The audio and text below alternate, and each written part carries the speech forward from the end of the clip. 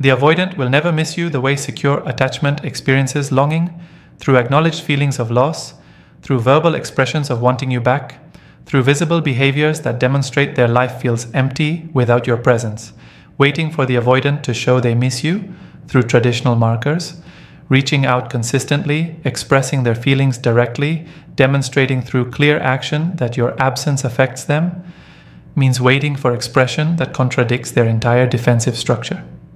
The avoidance nervous system interprets missing someone as dangerous admission of need, as vulnerability that threatens their protected position, as evidence of dependence they have spent their life defending against acknowledging. Yet the avoidant does miss you, does experience your absence as meaningful loss, does carry awareness that something valuable has disappeared from their life, even as their defenses prevent them from approaching that awareness directly. The tragedy of avoidant longing lies in its invisibility, in its expression through channels so indirect and defended that the person being missed would never recognize these signs as evidence of being thought about or wanted. The avoidant misses you in moments they immediately dismiss, through impulses they instantly suppress, via comparisons they refuse to acknowledge, using emotional experience they cannot name, by observing from distance they will not bridge. This defended missing looks nothing like secure person's straightforward longing. It manifests as brief softening immediately followed by defensive hardening, as fleeting desire to connect instantly overridden by impulse to protect, as recognition of your value simultaneously accompanied by minimization of that recognition's significance. Understanding how avoidance miss requires recognizing that for someone whose entire psychological structure organized around preventing vulnerable feelings from reaching conscious awareness, missing you becomes feeling they experience without quite experiencing, longing they carry without quite carrying, loss they acknowledge without quite acknowledging. The avoidance missing is real, but operates so far beneath their defended surface that it appears as absence of missing to everyone, including sometimes the avoidant themselves. They miss you in the spaces between their defenses. The avoidant's defensive structure operates continuously, maintaining protective walls that prevent vulnerable feelings from reaching full conscious awareness. This defense system functions automatically, requiring no conscious thought to activate, working perpetually to ensure the avoidant never feels the full weight of their need for connection, never experiences complete vulnerability of missing someone, never acknowledges the depth of attachment that would threaten their protected position. Yet defensive systems, no matter how well constructed, contain gaps. Brief moments occur when the defenses lower slightly, when exhaustion or circumstance or unexpected trigger creates temporary opening, where feelings the avoidant usually suppresses reach partial awareness before the defensive structure reasserts control. The avoidant misses you specifically in these unguarded moments that arrive without warning or permission. They wake in the middle of the night and experience flash of wanting to tell you something, before their defenses snap back into place and they redirect their thoughts elsewhere. They hear a song you loved and feel brief ache of your absence before defensive minimization takes over, and they convince themselves the feeling means nothing. They encounter a situation that would have been easier with your support, and momentarily wish you were there before their self-sufficient defenses remind them they need no one. These moments last seconds rather than sustained periods, arriving as brief breaches in otherwise continuous defensive coverage. The avoidance missing in these spaces carries quality different from secure person's longing because it cannot be sustained or examined. Secure people can sit with missing someone, can explore the feeling, can allow themselves to fully experience the longing and even find meaning or bittersweet beauty in it. The avoidant cannot tolerate sustained experience of missing you because sustained feeling would threaten their defensive structure's integrity. The moment missing surfaces, defenses activate to suppress it. The avoidant might experience 3 seconds of genuine longing followed immediately by defensive thoughts that dismiss the feeling's importance, minimize your significance, or redirect attention to anything other than the vulnerable recognition that they want you. These brief experiences of missing accumulate across time without the avoidant consciously tracking them. The avoidant does not maintain running count of how many times they think of you or experience flashes of wanting you present. Each moment of missing arrives, gets immediately suppressed, and disappears from conscious awareness as if it never occurred. Yet these moments leave traces in the avoidance psychology even when not consciously remembered. The accumulation of suppressed missing creates background sense of something absent, vague awareness that life contains less warmth or ease than it did, undefined feeling that something is not quite right, that the avoidant cannot or will not connect to your specific absence. The avoidant also misses you during moments when their defense is lower due to their own vulnerability rather than due to thoughts of you specifically. When the avoidant faces difficulty, experiences stress, feels overwhelmed by life's challenges, their defensive structure must allocate resources to managing these immediate threats. This allocation sometimes creates gaps in the defenses that usually prevent thoughts of you. The avoidant might find themselves wishing you were there to help manage the difficulty, might briefly remember how your presence provided comfort or support, might experience a moment of recognizing that facing challenges alone is harder than facing them with someone who cares.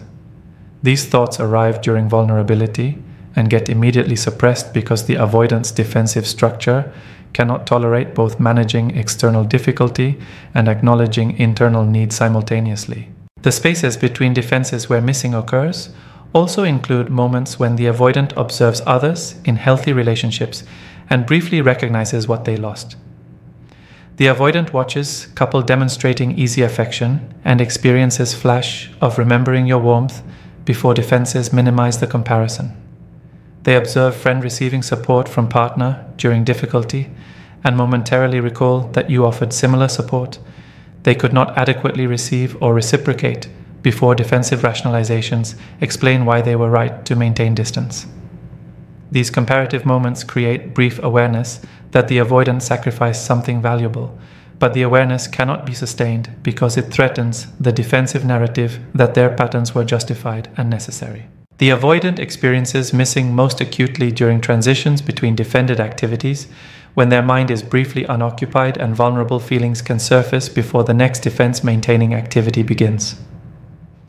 The moments between sleep and full waking, the space between ending one task and beginning another, the transition between locations or activities, all these gaps in defensive occupation create opportunities for thoughts of you to surface. The avoidant might think of you while driving between destinations, might remember you during the minutes before sleep, might experience your absence while moving between structured activities that usually keep their defenses occupied. These transition moments reveal that missing you exists constantly beneath the avoidant's defended surface, becoming briefly visible only when defensive activities pause. Understanding that the avoidant misses you in spaces between their defenses requires recognizing that this form of missing is real despite being suppressed, brief, and unacknowledged. The avoidant's defended psychology prevents them from sitting with longing, from acknowledging the depth of their feelings, from reaching out based on moments of missing you. Yet the missing exists, arriving in brief flashes that the avoidant immediately suppresses but cannot completely prevent. The question becomes whether missing that manifests as suppressed moments rather than as sustained longing, or reaching out provides any meaningful comfort to the person being missed or any foundation for potential reconnection. The avoidance missing is genuine but operates within such defended constraints that it rarely translates into action or acknowledgement that would matter to the person they miss. They miss you through sudden impulses they immediately suppress. The avoidant experiences missing you through unexpected impulses to reach out, to share something with you, to re-establish contact that surfaces suddenly and gets immediately overridden by their defensive structure. The avoidant encounters something you would appreciate, article about topic you cared about, place you mentioned wanting to visit, experience that would make you laugh, and experiences immediate impulse to contact you about it. This impulse arrives automatically, reflecting habit developed during the relationship when sharing with you was natural part of their routine. The impulse carries no conscious thought or decision. It simply emerges as instinctive desire to include you in their experience. Yet the moment the impulse surfaces, the avoidant's defensive structure activates to suppress it. The avoidant recognizes the impulse to reach out and immediately generates reasons why acting on it would be inappropriate, unwise, or unnecessary. They remind themselves that the relationship ended, that contacting you would create complications, that reaching out might give you false hope or reopen connection they chose to close. They convince themselves that the impulse means nothing significant, that it is merely habit rather than genuine missing, that they are better off suppressing the desire to contact you. This entire process, impulse followed by suppression, occurs within seconds, so quickly that the avoidant may barely register it happened. These suppressed impulses occur with greater frequency than the avoidant would ever acknowledge. Multiple times per day in the period immediately following the relationship's end, gradually decreasing to weekly or occasional occurrences as time passes. The avoidant experiences moments where instinct says to share something with you, before conscious defense reminds them that sharing is no longer appropriate. Each suppressed impulse represents a moment of missing you that the avoidant does not honor, does not acknowledge, does not allow to influence their behavior. The accumulation of these suppressed moments creates internal experience of frequently thinking about you that contradicts the avoidant's defended claim that they have moved on or that you do not occupy significant space in their thoughts. The avoidant also experiences impulses to check on you, to see how you are doing, to verify that you are managing adequately without them. These impulses stem from genuine caring that the avoidant's defensive structure prevents them from expressing directly. The avoidant wonders whether you are okay, whether you have recovered from the relationship's end, whether you think about them. Yet acting on these impulses feels too vulnerable, too revealing of continued attachment the avoidant cannot acknowledge. The avoidant suppresses the impulse to reach out and check on you, sometimes redirecting that impulse into indirect monitoring through observing your activities when possible without direct contact. These checking impulses reveal that the avoidance missing includes concern about your well-being despite their defended presentation of indifference. The avoidant is not as detached as they appear. They carry awareness of you, curiosity about how you are managing, investment in your well-being that their defensive structure prevents them from expressing.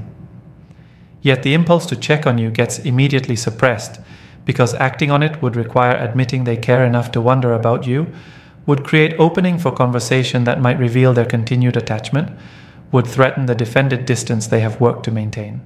The avoidant experiences strongest impulses to reach out during their own moments of difficulty or vulnerability. When the avoidant faces challenge, experiences setback, feels overwhelmed by circumstance, they experience impulse to contact you for support before their defensive self-sufficiency immediately rejects that impulse. The avoidant remembers that you provided comfort or help during previous difficulties and automatically thinks of reaching out before their defenses remind them that needing support represents unacceptable vulnerability. These impulses during the avoidant's own need reveal that they recognize you as a person who could help them, who would likely offer support if asked, yet they cannot allow themselves to act on that recognition because doing so would contradict their defended independence. The suppression of impulses to reach out during the avoidance vulnerability also reflects their protective instinct toward you.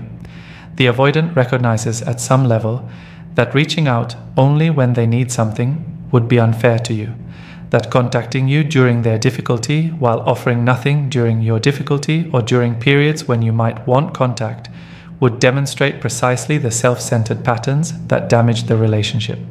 This awareness prevents the avoidant from acting on impulses that emerge from their need, protecting you from being used as occasional support system for someone who cannot reciprocate adequately. Yet this protective suppression means the avoidant never reaches out, never acts on any impulse to contact you, whether selfish or generous, maintaining complete silence that appears as absence of missing rather than as defended experience of constant suppressed impulses. The avoidance pattern of suppressing impulses creates internal experience of perpetual self-management that they do not recognize as evidence of missing you. The avoidant does not count the number of times they stop themselves from reaching out, does not track how frequently they must override impulse to contact you, does not acknowledge that constant need to suppress impulses indicates ongoing attachment rather than successful moving on. The avoidant interprets their suppression as strength, as appropriate boundary maintenance, as evidence they are handling the separation well. They fail to recognize that needing to constantly suppress impulses to contact you reveals that those impulses exist with significant frequency and force, that genuine indifference would not require such persistent defensive management. Understanding that the avoidant misses you through suppressed impulses requires recognizing that impulses they never act on remain invisible to you, while being quite present in their internal experience. The avoidant thinks of reaching out far more often than they ever actually reach out. They experience frequent moments of wanting connection that their defenses immediately override. Yet from your perspective, you see only silence, only absence of contact, only apparent indifference. The gap between the avoidant's internal experience of suppressed impulses and your external experience of their complete silence creates disconnect, where genuine missing exists, but remains completely invisible and therefore meaningless to the person being missed. They miss you by comparing everyone else to what you offered. The avoidant moves forward into new connections carrying unconscious template of what you provided, measuring every new person against standards you established through your patience, understanding, and care. The avoidant does not consciously acknowledge this comparison process, would likely deny that they are measuring others against you, yet the comparison operates automatically beneath their defended awareness. Each new person the avoidant encounters gets evaluated through lens shaped by their experience with you, and most people fall short of the standard you set through qualities the avoidant barely appreciated while you were present, but now cannot help but notice in their absence. The avoidant discovers that new people lack your particular way of understanding their defensive patterns. You developed sophisticated capacity to recognize when the avoidant was withdrawing, to give space without taking the withdrawal personally, to remain steady despite their inconsistency. New people respond to the avoidant's withdrawal with anxiety, with demands for explanation, with hurt that requires management. The avoidant finds themselves missing your unusual ability to tolerate their patterns without becoming destabilized, your capacity to maintain your center while they fluctuated between presence and distance. Yet the avoidant does not consciously acknowledge this missing. They simply feel vaguely dissatisfied with new people's responses to their patterns, unconsciously recognizing that no one handles them the way you did. The comparison extends to how new people demonstrate care. The avoidant notices that new partners show affection differently than you did, offer support in ways that feel less natural or comfortable, express interest that somehow feels less genuine than yours was. The avoidant cannot articulate what is different, cannot explain why new people's care feels insufficient compared to what you offered, yet they experience persistent sense that something is missing. This vague dissatisfaction represents the avoidant unconsciously recognizing that you provided specific quality of care they took for granted during the relationship, but now cannot find replicated elsewhere. The avoidant particularly compares new people's patience to yours. You tolerated the avoidant's withdrawal patterns for extended period, gave them space without pressuring them to explain or change, maintained hope and investment despite their consistent emotional unavailability. New people lack this extraordinary patience. They express frustration more quickly, establish boundaries sooner, refuse to tolerate the avoidance patterns for as long as you did. The avoidant experiences this reduced tolerance as the new person being demanding or inflexible, failing to recognize that your patience was an unusual gift rather than baseline standard. The avoidant misses your patience without acknowledging it, simply feeling that new people want too much too soon compared to your accommodation of their defended limitations. The comparison also operates in reverse. With the avoidant recognizing qualities new people possess that you lacked, and finding these qualities less appealing than expected. The avoidant might encounter someone more emotionally defended than you were, someone who requires less emotional availability than you requested, someone whose needs feel more manageable than yours. Yet instead of experiencing relief at finding someone more compatible with their defended position, the avoidant discovers that this person feels less engaging than you did. That interaction with someone equally defended creates emptiness rather than comfort. The avoidant misses the depth and warmth you brought, despite that depth and warmth triggering their defensive withdrawal, recognizing too late that what felt like pressure was actually richness they cannot find in connections with more defended people. These comparisons reveal that the avoidant is carrying you as internal reference point that shapes their experience of everyone new they encounter. You establish standard through your specific qualities, through particular way you related to them, through unique combination of patience and strength that the avoidant now unconsciously uses to evaluate all other connections. The avoidant does not consciously think this person is not as understanding as my ex was, or this person's care does not feel as genuine as what my ex provided. The comparison operates beneath conscious awareness as vague sense of dissatisfaction, as feeling that something is not quite right, as recognition that new connections lack quality they cannot name but can sense is absent. The avoidance comparative process also prevents them from fully investing in new connections because no one measures up to what you offered. The avoidant enters new relationships with unconscious awareness that this person does not provide what you did, that they lack qualities you possessed. That connection with them will not replicate what connection with you offered. This comparison-based reservation prevents the avoidant from bringing full investment to new connections, creating self-fulfilling prophecy where new relationships fail partly because the avoidant withholds full engagement based on unconscious recognition that these people are not you. The avoidant misses you by being unable to genuinely invest elsewhere, by carrying you as standard that makes everyone else feel insufficient. The burning dimension of this comparative missing emerges when the avoidant recognizes that the qualities you possessed and they now miss are precisely the qualities their defensive patterns prevented them from adequately valuing during the relationship. The avoidant took your patience for granted while you offered it, minimized your understanding while you provided it, failed to adequately reciprocate your care while you gave it. Now that you are gone and they encounter people who lack these qualities, the avoidant recognizes what they lost. Yet this recognition arrives too late, after they have destroyed the relationship through their patterns, after you have moved beyond them. The avoidant experiences missing through comparison that highlights what they failed to appreciate while they had access to it. Understanding that the avoidant misses you through comparison requires recognizing that this form of missing is unconscious, unacknowledged, and unlikely to motivate reaching out or attempting repair. The avoidant does not consciously think about you while comparing others to you.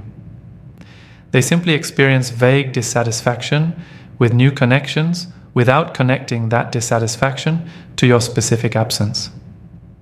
The comparison operates as background sense that no one quite measures up without the avoidant identifying that you are the standard they are measuring against. This unconscious comparison represents genuine missing, yet remains so defended that it appears as generic dissatisfaction with others rather than a specific longing for you. They miss you without the emotional language to name it. The avoidant has spent their entire life suppressing emotional awareness, avoiding vulnerable feelings, and disconnecting from their internal emotional experience as defensive strategy against overwhelming affect. This chronic emotional suppression has prevented the avoidant from developing sophisticated emotional vocabulary, from learning to identify and name their feelings with precision, from understanding the nuances of their own internal states. The avoidant can recognize basic emotions when they become overwhelming, anger, frustration, perhaps surface-level happiness, but lacks capacity to identify or articulate complex emotional experiences, like longing, regret, bittersweet missing, or tender nostalgia. The avoidant experiences these feelings at some level but cannot name them, cannot bring them into full conscious awareness, cannot discuss them even with themselves. When the avoidant misses you, they experience this missing as vague discomfort rather than as named longing. The avoidant feels something is not right, senses something is absent, experiences undefined dissatisfaction with their current state. Yet they cannot identify this feeling as missing you specifically. The avoidant might interpret the discomfort as boredom, as life being somewhat empty, as vague restlessness that has no clear source. They experience the emotional reality of your absence without possessing the emotional language to name that experience as missing, as wanting you present, as recognizing that their life feels less full without you in it. The feeling exists but remains unnamed, operating as background static rather than as clear signal the avoidant can consciously recognize and respond to. This inability to name the feeling as missing prevents the avoidant from acting on it in ways that named feelings might motivate. When secure people recognize they miss someone, that recognition can lead to reaching out, to expressing the feeling, to attempting to restore connection. The avoidance unnamed missing cannot lead anywhere because the avoidant does not consciously recognize what they are experiencing. They feel vague discomfort, but without identifying its source cannot take action to address it. The avoidant might attempt to resolve the unnamed feeling through distraction, through new connections, through increased work or activity, yet these attempts fail to address the actual issue because the avoidant does not recognize that the discomfort stems from your absence. The avoidant also experiences missing through physical sensations they cannot connect to emotional source. The avoidant might feel tightness in their chest, might experience difficulty sleeping, might notice subtle anxiety or restlessness without understanding these physical manifestations as their body's response to missing you. The avoidance disconnection between physical sensation and emotional awareness means they experience the somatic dimensions of longing without recognizing those bodily feelings as emotional communication. The avoidant treats these physical experiences as random discomfort requiring management through physical means, exercise, sleep adjustment, distraction, rather than as signals pointing toward emotional need for connection or resolution. The avoidant's lack of emotional language also prevents them from recognizing missing when it surfaces during specific triggers. The avoidant might feel sudden heaviness when passing place you went together, might experience wave of undefined emotion when encountering something associated with you, might feel inexplicable sadness during activities you shared. Yet without capacity to identify these responses as missing, as longing, as grief about your absence, the avoidant simply experiences momentary discomfort that passes without yielding insight. The avoidant might consciously think, "That was odd," or "I wonder why I felt strange just then," without connecting the feeling to you, without recognizing that their emotional system is responding to your absence, even though their conscious mind cannot name that response. This unnamed missing creates particular frustration for the avoidant during moments when they almost reach recognition, but their defensive structure prevents full acknowledgement. The avoidant might think, "Something feels off," and briefly wonder if they miss you before their defenses immediately redirect attention elsewhere, convincing them the thought means nothing. The avoidant approaches conscious recognition of missing you but cannot quite arrive there because arrival would require emotional vulnerability their defensive structure prevents. The feeling hovers at edge of awareness without ever fully entering conscious recognition where it could be named and potentially acted upon. The avoidant's inability to name missing also manifests in how they discuss you with others. When friends or new partners ask about previous relationships, the avoidant struggles to articulate what you meant to them or what the relationship represented. The avoidant might say vague things about it not working out or not being right without being able to express that they lost something valuable, that they miss specific things about you, that the relationship's end created absence they continue to feel. The avoidant lacks language to communicate the emotional complexity of missing someone, while simultaneously maintaining defended position that required ending the relationship. Others receive impression that you mattered little to the avoidant, because the avoidant cannot articulate that you mattered profoundly despite their patterns preventing adequate demonstration of that mattering. Understanding that the avoidant misses you without emotional language to name it requires recognizing that unnamed feelings remain invisible not just to others, but often to the avoidant themselves. The avoidant is not consciously choosing to hide that they miss you. They genuinely cannot identify or articulate the feeling because their defensive structure has prevented development of emotional vocabulary that would allow naming the experience.